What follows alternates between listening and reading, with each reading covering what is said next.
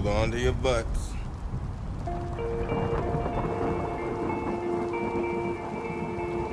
Don't move, you're surrounded by armed bastards. What are we going to do? Well, I say let's get out there and twat it. Welcome back to the Cabin Night Podcast. I'm Rob. I'm Jake. I'm James. So, today's discussion is going to be us creating our ultimate individual band. Yeah, it's very vague on how we're going to do it, but there are rules. So before we get to the rules, we'd like to invite you to grab a drink, make yourself comfortable, and enjoy the discussion. I initially said when we started talking about it, it was going to be a vocalist, a guitarist, two, if needed, a bassist, a drummer, a keys again if needed. The only real rule is you can't put 17 band members in because you can't pick who you want to not lose. Basically. Unless you're making Lynyrd Skynyrd. Unless you're making Lynyrd Skynyrd, and then you've got to have every Van Zandt under the sun. I mean, that basically is it. But I've got one question before we get to the bands. Is there a supergroup out there currently that is close to the perfect band? It's weird because I don't like the term supergroup anyway. No. It's more of like a Frankenstein, if anything, because it's just, you know. Yes, he they did were on work a break there. from an album, and he were on the break from his other band. So I won't call them supergroups because it makes it sound like because we are in established bands, we are better. Yeah. And they very rarely are. It's an ego trip, isn't it? Yeah. However, there is one so-called supergroup where I would argue that only one of them I potentially like now. The other one I used to like. The other band member is in a band I used to like.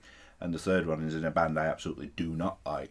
So those bands are Glamour of the Kill, Bullet for My Valentine, Cancer Bats, Axe Wound. Axe Wound, yeah. And Axe Wound are fantastic. Yeah. Are they still together, Axe Wound? I mean, they've released one album, so no. I mean... Are they on hiatus? Like every band likes to be on hiatus now. They're not split They up. never broke up, because obviously they've all on their own thing anyway with Bullet and Cancer Bats and what have you. But I don't particularly like the term, so I'd say no, and there's certainly not one out there that's similar to my current. Do you think there maybe is one, or do you not think there is one? I can't think of one on the top of my head. No. For me, a supergroup should just be a group that is super. You know, they're just that good. They are a supergroup. Yeah.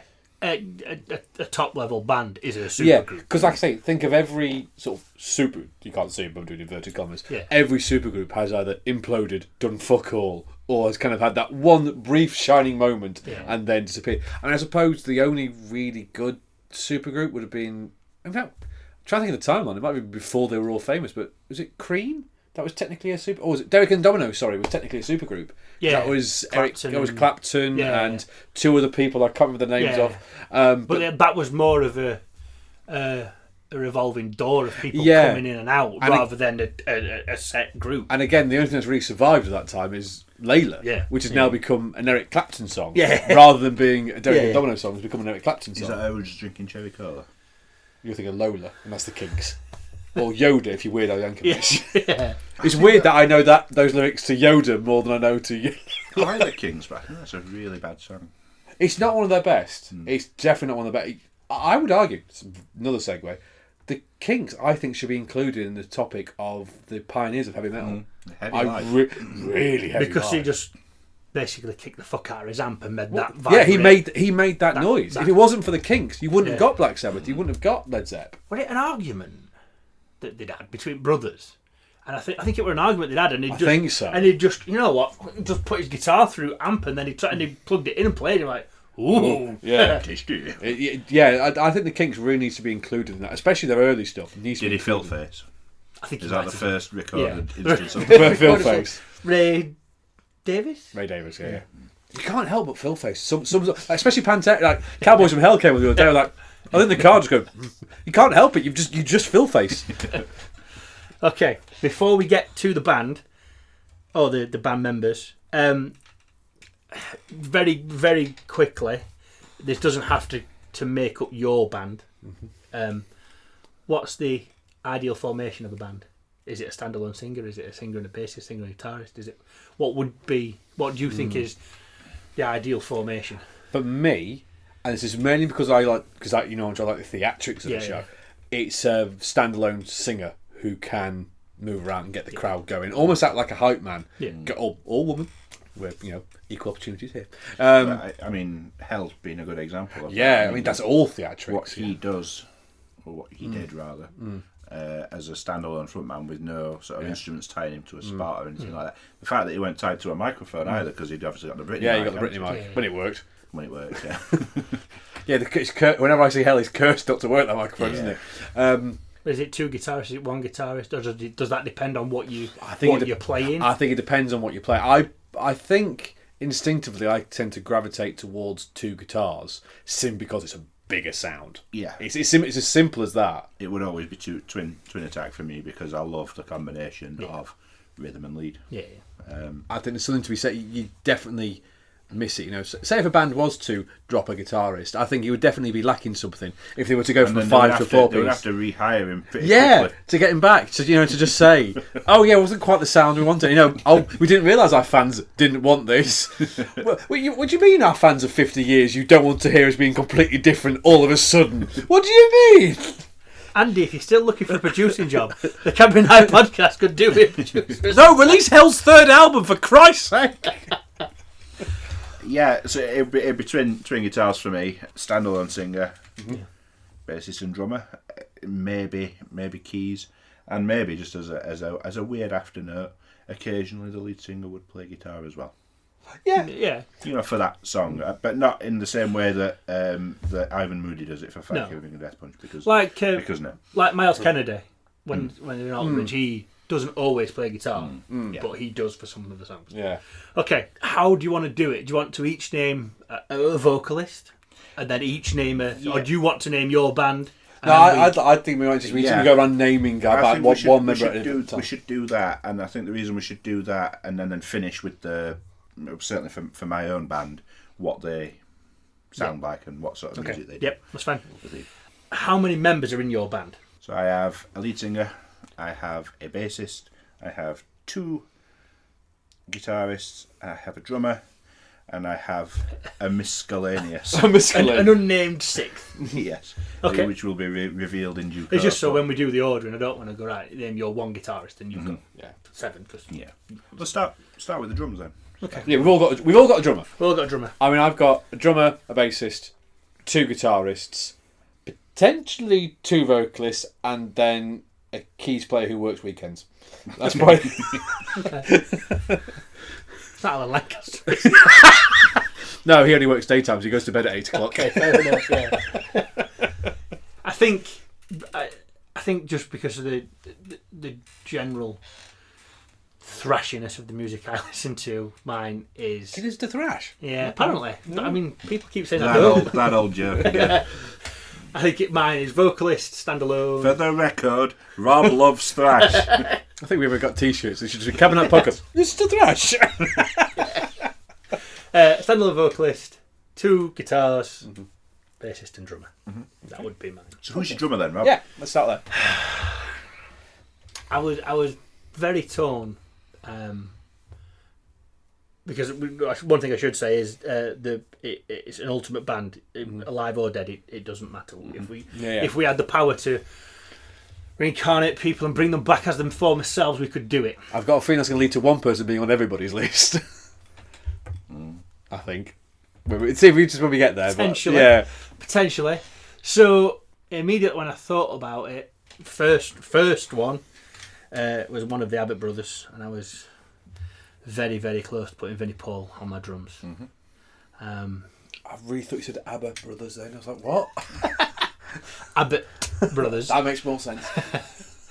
It just the sound he created from his drums in Pantera. I mean, it didn't have a you look at the size of Nico's kit in Iron Maiden, and you look at the size of Dime's kit, Vinny's kit, and it's like a third of a kit difference. But I am not going with Vinnie Paul. I'm going with Mickey D from Motorhead. Yeah, okay. Yeah, that's a good shout. Because I know he wasn't the original member of Motorhead, but certainly became a staple, and the 3 of them with Phil and Lemmy were Motorhead for the longest period of their career. So Mickey D. Good shout. Yeah. Oh, my drummer. No, you're not a drummer. You're, Oh, James. was I? You're James. Tell me who your drummer is. Oh, I've just been hitting sheepskin for no reason then. Okay. I think, Marge, again, just going back to what you say about Nico, I would have picked Nico. Yeah. But I think, and this isn't a disrespect to Nico, because I think he's amazing, but he does kind of, he gets lost. You can just occasionally see his arms kind of flail above him while he's hitting some of the top bits. And he's got some bits of his drum kit that he only touches once in the entire set. He'll go, done, right, it's done now. But and so for me, it's a bit too much. Yeah. And this is, you could argue I'm still leaning that way, you know, and God rest him and all that. But I'm picking Joey Jordison. I genuinely think he could do so much. And to be fair, what drummers do you know that could still play drums while spinning upside down? I think that's Nicky. Tommy Lee. Yeah. On a roller okay. coaster. What good drummers do you know? I kid. He wasn't even that good. No, so I think Joey just for what he could do with a relatively small drum, and saying there were also 3 percussionists in Slipknot, and okay, to still be a signature Joey sound in amongst 3. And okay, I know 2 of them could be argued were not necessarily, no controversial opinion, but not necessarily needed all the time. I would have, if I were creating Slipknot now, I wouldn't have both Chris and Sean. It's all right. They haven't got Chris anymore either. Well, It's all right. I would lose one of them kids. Yeah, I think you're right. I think I'd have Joey and one of them, so it would have to be Sean because. See, now I'd have Joey and Chris, and then I'd have Sean as basically The hype. as the hype, like Wow. well, yeah, making, but like having like who were we talking about just before we were recording? Bez from Happy Monday. Yeah, make him Slipknot's Bez. Make him There's do a Philly sentence. dances. There's a Whoa. sentence no one has ever The said thing before. is, Slipknot already have their Bez, and he's called DJ Sid. Yeah. Okay, have a Bez that doesn't break both the rank. Oh, that's what Bez does anyway, isn't it? Okay, fair enough then. Well, Well, at least Sid does remember some of it. Bez does not remember things. No, but Bez doesn't know what planet he's on today, let alone what he did last week. I think I would agree. I mean, it's a different conversation, really, but I do believe that certainly of our generation, nobody comes close to Joey Jordison. He's untouchable in our generation. Of the era of metal we got into, he's untouchable. However, if there was anybody close to coming, to not to knock him, he never will, but if there was anybody close, it would be Alex Bent, because that guy's an absolute animal. Trivium. Thank you. I forgot what drummer they had this week. What drummer they had this week? Yeah, Curse of the Spinal Tap. Every band has that one member that just keeps coming. Every band has them now. Yeah, Thank you. I just can't remember who was the drummer. Alex Bent is. They did a streaming show during lockdown, and it was just after the release of What the Dead Men Say, and I think it was Rain, but they did the End of Everything intro before they played Rain. It was sort of mid-set and what have you, and they stood. You can see him all sort of in shadow on stage playing, and you can just see this figure at the back behind the drum kit, proper getting into it. He's not drumming anything yet, but he's geeing up and he's like proper getting into it because he's loving it. It's probably the first proper. They just had Sin and Sentence in it, but it's a big outing for him really as a new drummer. And then it came to where the songs went to kick in, and Matt came up on Matt and he just went, "Sorry, Alex has broken the drum kit," and he just broken it out of excitement, not through drumming or whatever. But I think. And it'll become apparent as we go on to my band why I've picked him, because he's very much in keeping with the style of. I think it's weird. Seems weird to say it, but he is almost contained by Trivium. And to say he's such a ferocious drummer, I think if he was sort of let off the leash, as it were, he would be insane. I mean, I think he is insane, but still, he definitely is. So yeah, Alex Bent of Trivium. Okay, so 3 very different. Yeah. Well, no, 3 different, but also quite a bass in thrash, because they all have got that fast and furious. Speed, yeah. Okay. Okay. So the next one, we'll stick with the rhythm section. We'll go with bass. I just think, not that there's clarification, but I think you need to explain. Obviously, well, like we have done already, but why you pick, because obviously different bassists play different things. So Lemmy basically played bass, guitar. He played as a guitar. He didn't play it as the bass section, he played it as another guitar. There is the standard bass, which hits on one note and just basically sticks there and just stays there for the whole song. Creates that hum underneath the music. Yeah. So I think whoever you pick, what sort of bassist they are, and whether they do the fancy bits and the little noodly bass lines that we sometimes get in songs and sort of thing. So we'll move from me picking first. So you can go first this time, and I'll pick last this time. I've got a feeling mine, yours is the same. Maybe.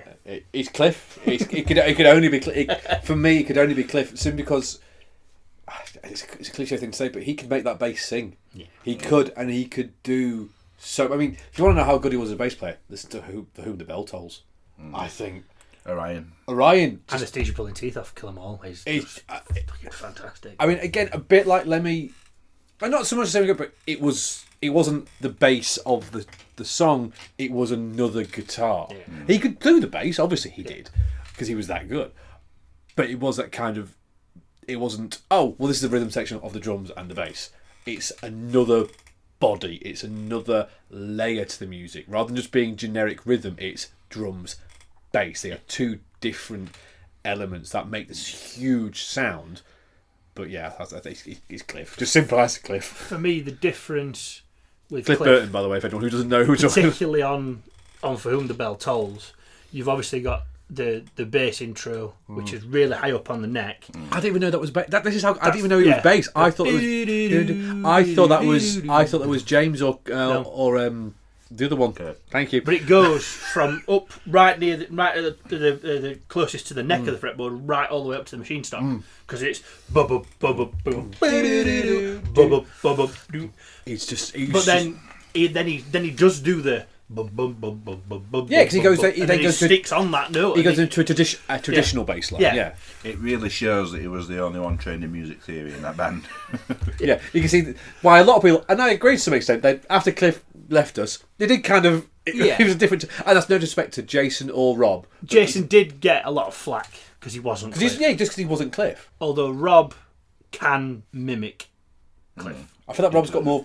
And this isn't disrespect to Jason. Rob's more of a character as well, so I think he kind of carries it a little. He can get away. Not saying Rob isn't a good bassist, because Rob is a good bassist, but he can get away with not being Cliff more than Jason could, and that's not disrespect to Jason, because Jason was a good bassist. I was really impressed when I saw Newstead at Download, which was Jason's band, when he decided to come back to metal.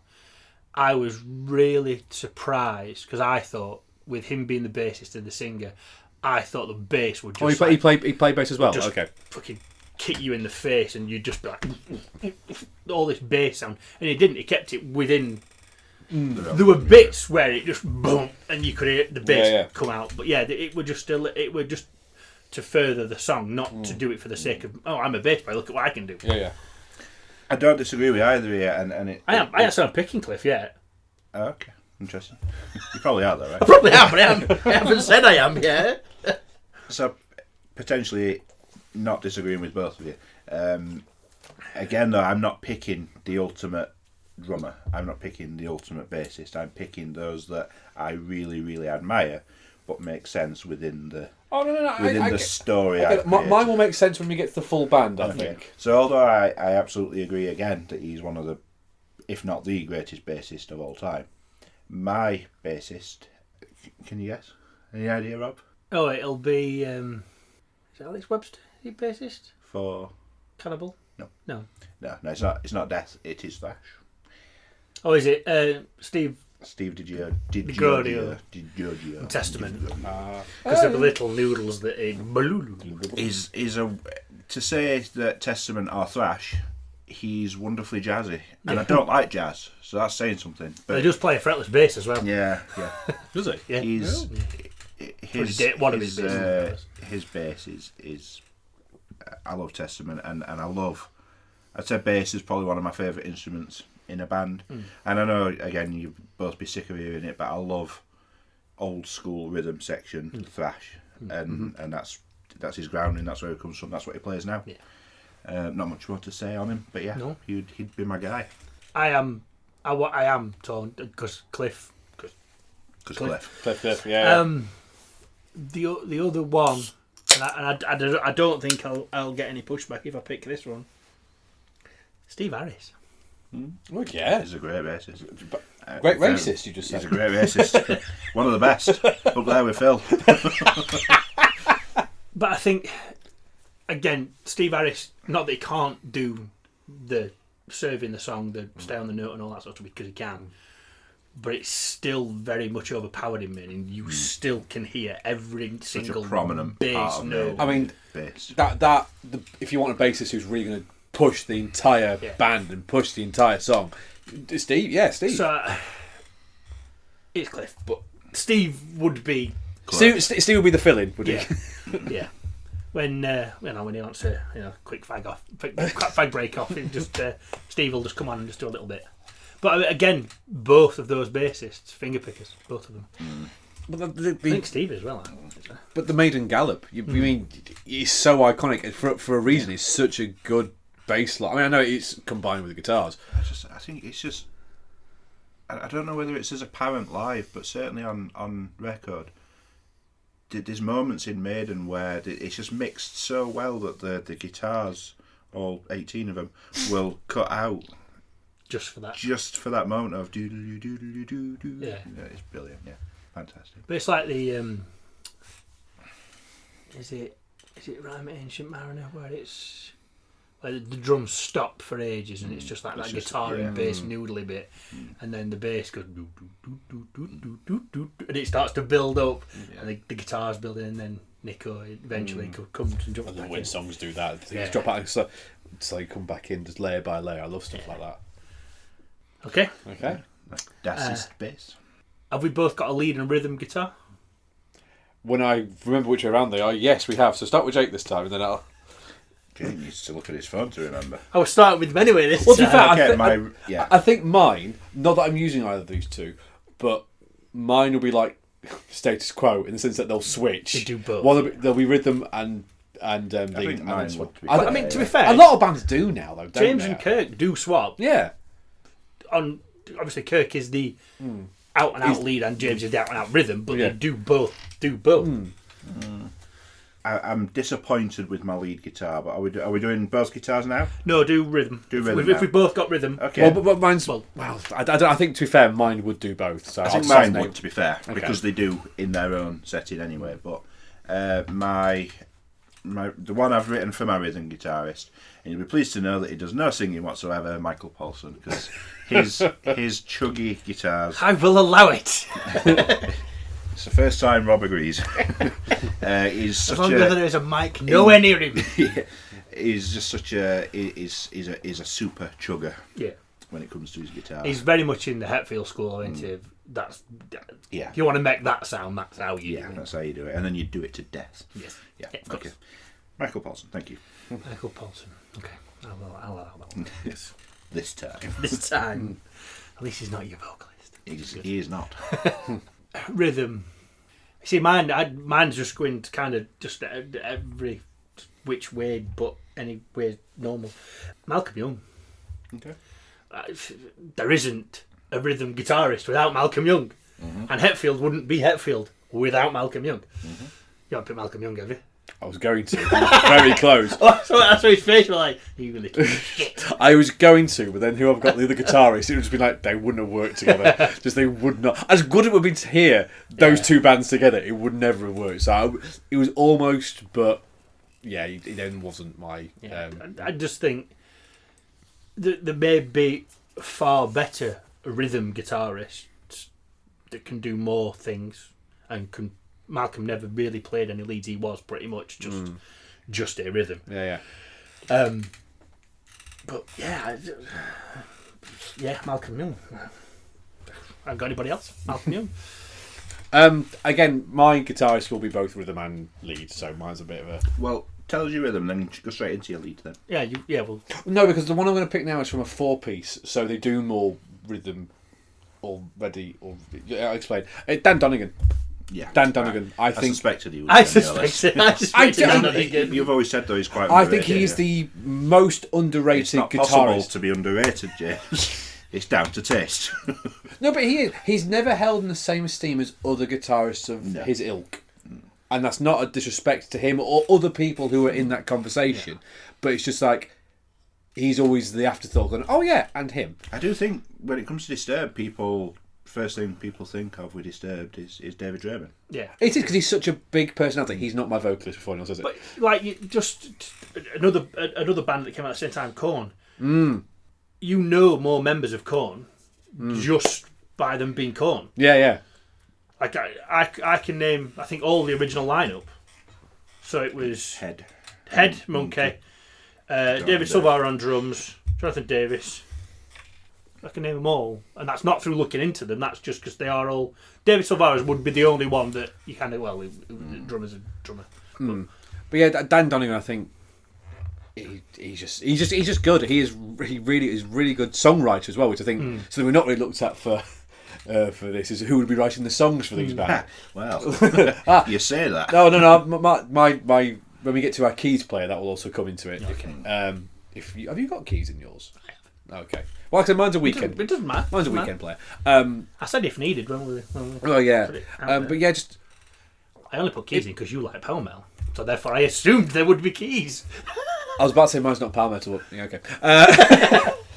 Although to be fair, my band wouldn't necessarily do. We'll get into it later. But it wouldn't necessarily do power metal. But yeah, so it's just he's not okay. Not underrated. He is not talked about as much as other guitarists. As you feel he should be. As he feels he should. I'm not saying he needs to be held in the high esteem like your Malcolm Youngs. He is an incredible guitarist. He is. He can, again, like I said for Cliff, he can make that lump of wood sing. You know, if you want to hear how good he got as a guitarist, I know it's not your favourite album, but Indestructible, he's twiddling like the best of them on that album. And not in kind of a really wanky, oh, look what I can do with the string, but because it serves the music. It fits so well into the music. Yeah, that's why it's my favourite, because it's a complete package of the band. Like, you just think, you look at Dan Donegan, who isn't really known unless you like Disturbed. Well, like I say, if you know Disturbed, you know David Draymond, Yeah. that's it, you don't really know the others. Fight or Flight. But who... I mean, no one else likes some of them than me, but yeah, right. What were the guitarist in Linkin Park? What were he called? Not Mike Shinoda, because he did play guitar. But he did later, yeah. I don't know, but I always looked a little bit like Tom Cruise. But yeah, you do know. But we know. Yeah, so, yeah. Had Dan Donegan been in Linkin Park, would he have been in that conversation of he's a lot better guitarist? But would he have been playing guitar like he does in Disturbed? Yeah, it's different. Yeah. It's a whole different argument, I think. I get what you're saying, but that's a whole different argument, I think, for another time. Okay, is there another? We've done all rhythms, so it's lead. Well, mine's rhythm / lead, but... Okay, am I me again? Or You started that one, didn't you? All Because right. the fish, so it's back to me. Yes. I can't not do it. Dave. I didn't pick One Abbott Brother, but I cannot pick the other one, Dimebag. Oh, yeah. Dimebag. Yeah. Pioneer. The heaviness of them guitars in Pantera from one guitarist. One set of amps, one guitar. He may have double tracked stuff, not saying he didn't, but still, one guitar, to quote Foreigner, but still, anyway, yeah. Dimebag. Yeah. Absolutely. Unfortunately, I got to see him. I got to see him in 2004 at Downloaded. Oh, you saw him as Damage Plan, didn't you? Yeah. Again, this guy is known more for being lead than rhythm, but I think in a band where they would swap, and I've only got this up because I can't pronounce his name and I apologise, but Olavi Mikkonen. Thank you, Olavi Mikkonen from Amon Amarth. Yeah. Because he is also mine. Is it? Oh, is he? Yeah. I mean, it was a top. I didn't see your phone. No. Because as soon as you said I can't pronounce it, I was like, Well, it was a toss up between the two of them. To be fair, yeah, I'll have it. Olavi Mikkonen is just. I mean, if we're going back to Steve, for that modern style of gallop, Yeah. you can't look any further than Amon Amarth. no. Really. The heavier Maiden, aren't they? Really? Yeah. Well, Maiden. Dawn's First Light is It's so that's Maiden. Yeah. Wait, literally, you put Bruce singing on that. That could be on any Maiden. I mean, they were even. I remember reading an article with Maiden 8 years ago, which was when Matter of Life and Death came out, and they were basically picking the next wave of metal, and they all went Amon Amarth. Yeah. They are the next big they, thing in the metal. Maiden don't like to take out established bands. That's why in 2007 they took Trivium out, because 2007 Trivium weren't. They just released. They were an established band in some respects. They didn't just release the Crusade then, hadn't Did they? not got to the headline status. So we could take out Judas Priest, and they probably are going to do that tour now, but that's more of a co-headlining thing. But Yeah, but it's got a celebrationally tour. Isn't yeah, it? so they were looking. That's why whenever Iron Maiden headline Download, the sub headliners, you always go, why are they on there? It's because Maiden will have requested. You've got choice of these 3 bands. Who do you want? And they go, well, I want them ones. Then Yeah. Well, obviously they're all deserving of that second slot, but they will always pick the one. That's why Volbeat's a bad line. Have they still headlined at Download? Because Bruce is a fan. Oh, no accounting for taste, I suppose, is there? No. It's not working. It doesn't work when he does it. It's No, not it's work not. when you do it. No, I thought I'd throw a snide jibe in, but it didn't really work. Well, lead guitarist went quickly, didn't it? Yeah, that was a quick Yeah, one. what you said about a lot of it, yeah. Yeah, I love him, Mickinan. I just realised I'm drinking. I can't really not say it. I'm drinking out of one of his fucking cups. Agree. I just think there's something about Amon Amarth. They have, although they are probably an unusual idea, they are Viking Melodeath, which is, there's not too many bands in that category, is there? So, despite that, they do have pretty standard song structure. Yep. They have a verse, a chorus, a verse, a chorus, a break, a solo, a verse, a chorus. Maybe a key change. Why not? You all motherfuckers want to hear a key change? And you can always count on that part of the song that's going to be one of Lavi Mickinen's solos. And yeah, he's a twiddler. He's a very friendly twiddler. He knows how to twiddle. The only other one I would can't really say possibly put in there, I'm not sure out of the 2 of them which one is technically the lead. I think it's Mark Morton from Lamb of God. I think Mark Morton is, and then is it Willie Adley? Yeah. Yeah. I think again though, like so many modern bands, they're taking it in turns. Yeah, they just Do you want a solo on this one? Yeah, we'll have a solo. Yeah. I mean, as much as I don't like them particularly, Sinister Gates. He's not. Like, He was almost on my fair say. He's a fucking great guitarist. and Zaki Vengeance Yeah. is a great rhythm. As a twin guitar attack, Yeah. I think that's the problem. I think you need to pick them both together.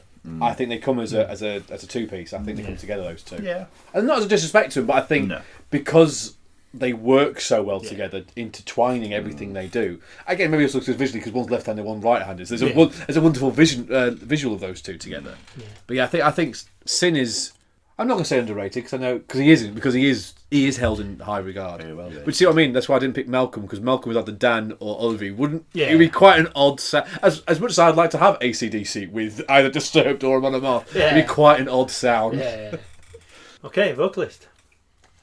James. Oh, do you want to go first again? Right. Well, I've got potentially 2 vocalists. Do you have both now? Do yours both. Yeah. Okay. Both modern, both relatively big at the moment, and you may have guessed one's female, one's male, to get a nice balance. Is this one of them? Yes, it is. It's definitely Carpet. It's definitely Fleur. Yes, Fleur is one. You really didn't get that, did you? This is a flaw. This is a flaw, Jay. It is a flaw. Yeah, it's Fleur because, as she's proven, she can do the really operatic, symphonic stuff, but then she can also do the really hard rock stuff as well. And I just think her voice would sound amazing with Howard Jones. I think their voices together will sound. You know my feelings towards Nightwish, generally speaking, but although I tend not to listen to too much in where female fronted, that's not. Again, I have to clarify that it's not a dig. It's just you're just not overly enamoured by it. You're not overly enamoured by it. Yeah. But yeah, when's their first album out, James? Well, if you want to hear a taste of what that could sound like, he did a song Within Temptation not long after he left. He did. Not how long after he left Killswitch, and it's called Dangerous. Yeah. And while I'm not a big fan of her voice from Within Temptation, Sharon, thank you. Denadel. It's a nice, because obviously she models herself on Tarja, really, doesn't she? Not as operatic. Yeah, but the earlier stuff, Mother Earth, and the early albums were really. And I know that I think, but although the more like folky than the operatic bit. But you could tell that was the inspiration. So if you want to hear a bit of it, listen to that. But yeah, just those vocalists together, I think. I could absolutely see that. I'm not saying, and again, a bit like, I suppose, like the Lacuna Coil, they don't have to always duet. It could be, right, we're going to do 5 Howard songs now, and then we're going to do 5 Fleur songs, and then we're going to do a few together. So it could literally be, I know, a bit like Linkin Park did, because Mike didn't always sing. Mike sometimes was just at the back, either playing the keys or playing another guitar. He wasn't always front and centre. Yeah. So I think if you had that balance between the two, I think that would sound amazing. And as you may be guessing, I'm wanting a really big sound from my band. I'm wanting basically a stadium band. Yeah. Oh, yeah. Because I said that about Howard when we talk about our albums for 2021 or 2021 is more commonly known. Howard's voice just lends itself to filling stadiums. Yeah. It lends itself to filling arenas. So I think having a huge sound behind him and having another huge voice next to him as well, I think it would just. I think it would need to be having a crisis in my trousers. I think it would. Crisis or happy time? Well, it depends who was standing in front of me, I suppose. It won't be me. Yeah. Get away from me. Okay. Yeah, I completely agree with that. That would be, like I say, not technically my thing, but I could see that. As a sound, yeah. And actually, trying to think about it logically, I don't think Flo would work in that band on her own. And I don't think Howard would work in that band. I feel like Howard. He would be better. I feel like Howard would work on his own. Fleur, not so much. But together they would be by far better. Yeah. Yeah. So my vocalist, he's singular. He's on his own. Any ideas? I'm trying to think who else you've picked and who it could be. So we've gone for heavy thrashy so far. Fringes of death, maybe some black, but certainly. No, I'm not. I'm drawing a blank, I'm afraid. Heavy vocal. Go on. The only one that I can think of was kind of given the mantle of starting the death vocals, and that's Jeff Bissett from Possessed. No. Matt Heafy? It is Matt. Matt Heafy, yeah. Simply because he's got a wonderful singing voice and an incredible scream. So I think that, again, within the thing I'm going for with my band, it works very well for what I'm wanting to put across. Although it probably would rely more on his heavier vocals. Again, yeah, I don't have to shout the good things about him because I've done that before on this podcast to you guys individually and together as well. So it is one of my favourite vocalists now, and he's probably a rarity on my list in that he's there purely on the fact that I think he's fantastic rather than I think there's someone better. Yeah. A close second for mine, just before we move on, before I thought of a dual vocalist, was actually Corey Taylor. Simply because he can do the heavier stuff and his voice can be really, especially listening to some of his Stone Sour stuff. The later Stone Sour stuff is very melodic. Developed as a singer. Yeah, so he was a close second for me, Corey Taylor. But yeah, that's Vocalist I really struggled with. I really struggled with it. I went for, originally, I was sticking on the Amon Amarth and I was going for Johan. Yeah. I also went Randy Bly as well. But me and Jake have one in common. Oh. Chuck. Oh, I thought you were picking Matt then. I was like, fucking hell, really? No, Chuck Billy. Oh, yeah. From Testament. What a guy. Again, not so much. He can't do the softer vocals anymore. He did do some, and he used to do some really high pitched screams as well on Listen to the Preacher. Right at the beginning, he just comes in, "The Preacher," and he goes like Rob Alford high. He goes up there, and he can't necessarily do that anymore. But He does the singing though now. Yeah. I think what song is it? A Day in the Death. yeah. There's some lines in that. Yeah. That are quite nicely sung. Yeah. So, and I think just for the style of band I've gone for, which is kind of thrashy. I mean, I'm not going to say anything different. It kind of is thrashy. I mean, apart from Malcolm Young, they all could be classed as being thrash bands at some point. Chuck Billy. I think his delivery, the way he delivers the lines in Testament songs, is fantastic. He's a good showman as well, I found. Yeah. 2 times I've seen him, he Took a little bit from Freddie in the fact he has. He has that sort of half mic, and he plays guitar on it and stuff like. Oh, he does, doesn't he? Yeah. He is a showman. Yeah. I like that. Yeah. And he just looks like a fucking badass when he walks out stage because he's fucking huge. He's massive. He's a massive bloke, isn't he? He's my prayer. He's got. Yeah. So that is also just a very nice guy. Yeah, but he's one of the nicest guys in metal. He's actually he's actually Exodus's manager, or he was for a period of time. Oh, actually managed Exodus. Yeah. Fun fact: my rhythm guitarist was very nearly Gary Holt. That's not fun. It's interesting, but it's not fun. Did you enjoy it? Yes. Although he is technically lead. Again, yeah. Well, both of mine are technically lead. But also, Scott Ian was very almost on my list as well. Yeah. Yeah, no, that's a good I shout. don't like him at all, but Oh, yeah. I like his work. So you have a keys. I do have a keys. He's a weekend keys player, and I deliberated between two keys player. One is a definite keys player. One does play keys, but not so much anymore. But I'm putting this person in for their songwriting abilities as well, and that's Joachim from Sabaton.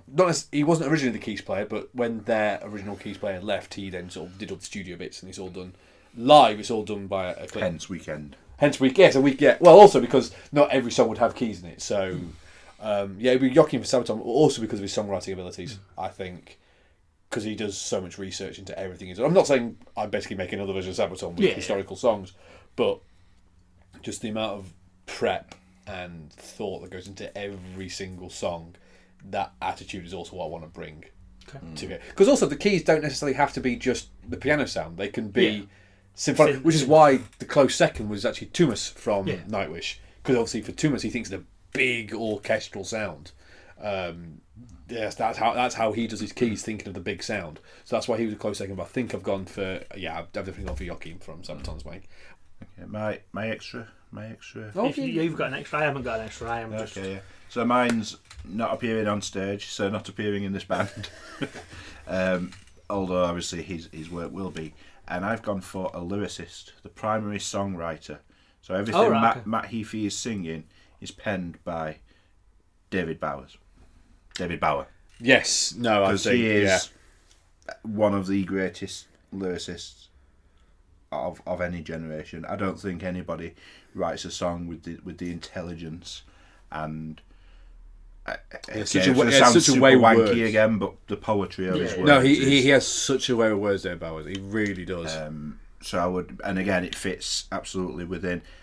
I feel like I maybe need to continue on and tell you what my band's about for why I've picked David Bowers as the. Okay, so Hell have a song called The Oppressors. Okay.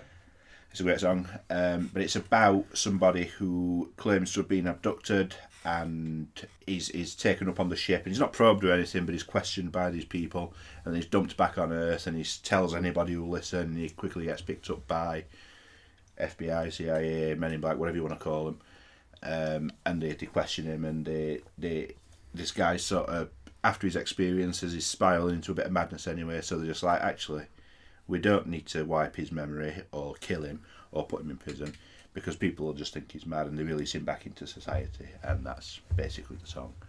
But yeah, so the theme of the band, and I'll give you the name. This band is going to be called. You've not got anyone else to say, have you? That's all right. That's fine. I'm This band are going to be called. I'm not really comfortable with the name, but it's the first thing that came to mind. So they're called The Agency, because they are essentially Men in Black, but without calling them the Men in Black, because that's copyrighted. Well, yeah, it also conjures up images of Will Smith, and that's not what we want. They're called The Agency. They are black and thrash, so just basically heavy thrash, very very heavy thrash, and all their music is going to be songs of alien invasion, abduction, outer worlds. Very much like Hypocrisy, there's going to be a lot of alien integration into society, and that is in my mind's eye as I've allowed my imagination to run away with me a little bit. Their first single. Christ almighty. I didn't ask for all this. But I say, no, I've not thought about all this. No, but I got into a rhythm, and I just thought I'll run with this. Been busy at work today, have you? He's not been in it today. Oh, wanker. I'm not either. The first single they released is called Conspiracy, and it's about the American government colluding with a race of aliens under the threat of domination, basically, colluding with these aliens to quietly integrate aliens into everyday society, or even into the upper echelons of American government in a control sense. So we're being invaded and took over, but we don't know it. Is the thing. And then the B-side to that single is a cover of Blue Oyster Cult's ETI, which stands for Extraterrestrial Intelligence. That's everything from me. Thank you. Thank you for listening. Thank you for indulging me. Right, okay. Have you got a name for your band? I've not got a name for the band, but the sound would be basically a big hard, not power metal, but a big hard rock, arena filling. Maybe. What was that? Symphonic Elements, but I don't think they'd be classed as symphonic. They'd have elements of stuff to make it sound bigger, but it wouldn't. I don't think anyone would class them as a symphonic metal band. But yeah, it would just be a big hard rock arena, almost anthemic band as well. A band you can really, seeing this band would be a cathartic experience. Let's put it that way. It would just be huge anthems all night. You'd lose yourself in everything they were doing. I think that's that. I don't have a name for them. I could probably think of a really wanky name for them. I did have a name, and it's a song by Death Angel, and it's off their Act 3 album, and I just really like the song it's off. So it's very, very similar to Jake's actually. Oh, okay. The organisation. Okay. Because the line is like, welcome to the organisation. So anybody coming in, welcome to the organisation. You're part of the organisation. Yeah. The crowd are part of the organisation. You're all in our organisation. I think just based on the members that are in it, they've kind of got to be at least a little bit thrashy. I think mine, to be fair, would be probably more just a generic metal band, I think. Not necessarily radio friendly, but not to the extreme lens. Yeah. They will have them extreme elements and the thrashy elements and that, but I think as a standard, when you've got I can't see Malcolm really thrashing out as much, so he would kind of bring it down a little bit. I don't think really Chuck does write some of the lyrics for Testament. I forgot his name, but the guitarist. Alex Scott. No, other one. Peterson. No. No. He writes most of the guitars with Alex, and then Chuck does some of the lyrics. I don't think I've got a specific songwriter as such. I think they would all... No, they'd all write together. Mine would all write together. All write together and just come together. You've got Dime in the band. Eric Peterson. You've got Dime in the band, so there's going to be some drinking songs in there. You've got Chuck, so there's probably going to be some of his heritage in there, which is like Dark Roots. Native American, yeah. Native American, Dark Roots of Thrash. Yeah. Again, if Malcolm's in there's drinking songs. Mickey, again, drinking songs. Party themes. Good time band. Good time band, yeah. but lean to the heavy, certainly the heavier side of metal. Yeah. Cool. I mean, give me another day. I could probably think of a completely different lineup that would have a different feel. Yeah. To be perfectly honest, I didn't plan any of mine. Did you just come in? That was off the top of your head. Just come in and done it. I always knew. I always knew who my keys. Well, I always knew who my vocalists were, and I always knew that Dan was in the band. But other than that, everything else was kind of. I knew Dime would be in it. Yeah. Possibly Cliff. Because I like that idea of them two. I was going to go one or two ways with my lead singer, but they would have thrown it out had it been a completely different theme for the band. Because I was very close to having Chris Stapleton as a lead singer. You already know his music translates well to metal, don't we? Yeah, with Savage Messiah. Yeah. And again, like you said, ask me tomorrow, and it probably would be him. It'd be a different theme and a different, different style of music. We may revisit this. Yeah, no, yes. I think a good shout down the line. Bands Part 2. See how far Jake can get down the line. How many albums they've released by this point. Your next a question. 5-year plan, a 10-year plan, and what year they're headlining down there, what set they play. So all the scandals that they're involved in. Anything else? No. That's covers it. I think we've come up with. Yeah. So if there's nothing else, anybody? No. I think I'm happy. I'm happy with my band. I think mine could happily headline Bloodstock in about 2 or 3 years' time. Yeah, see, I'm aiming higher. I didn't say that's when they'd stop. I'm just saying in about 2 or 3 years' time. Mine are going straight in at Hellfest. Oh. Opening at Hellfest. Which of the 10 days are they headlining Hellfest? Well, they're gonna. And on which other day are they playing? As well, they're gonna open on the Thursday and they're gonna close on the Sunday. Are they gonna do that thing where they all change what they're doing in the band as well? Some of them could. Malcolm on drums. What am I doing? Cliff could play drums. Oh, could he? Could play drums. Yeah. I don't know. No, he did. Well, he's the only one that did music theory. Yeah. He could probably play guitar as well. I don't know. I mean, how he played that bass, he could definitely play guitar. Yeah, certainly. Okay, thank you very much. You've been great. We've been Cabin Night. Good night.